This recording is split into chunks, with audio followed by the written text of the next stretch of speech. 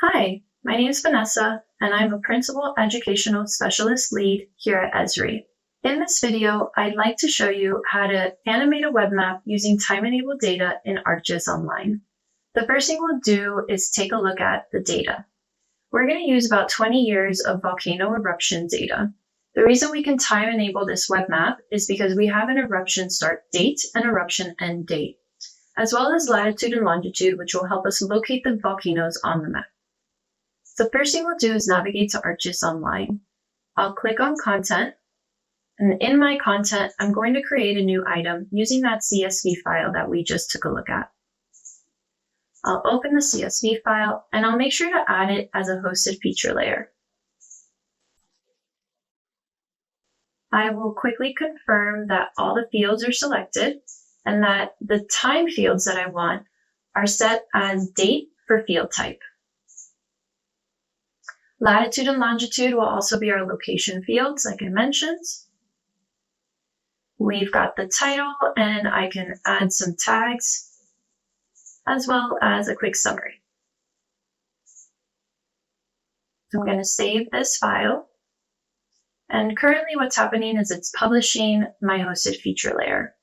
While this publishes, it's creating an item in ArcGIS Online, and quickly it's going to show my layer. And what I'm going to do to time enable this data is click on the layer, and under the time setting option, I'm going to enable time. And I'm going to verify that specific events and a time are selected. I only want to animate my map using the eruption start date. You also have the option to use a time range. I'll leave the default.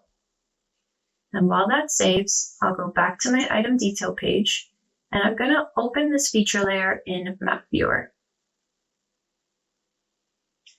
Because we enable time, you can see that there's a time slider at the bottom.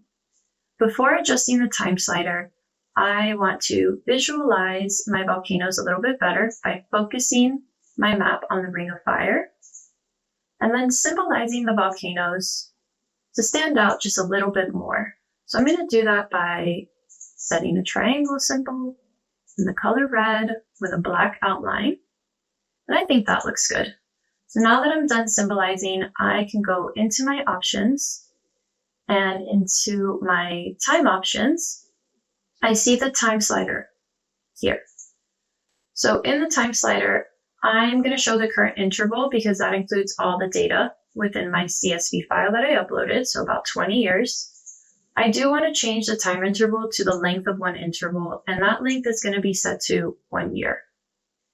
Playback position is from the start, and then the play rate, because there's quite a bit of data here, I'm going to make it fast. So now that we've symbolized our data and we adjusted our time slider options, we can go ahead and hit play and watch our web map be animated.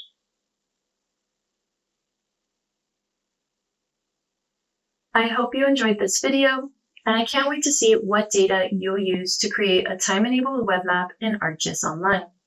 Thanks!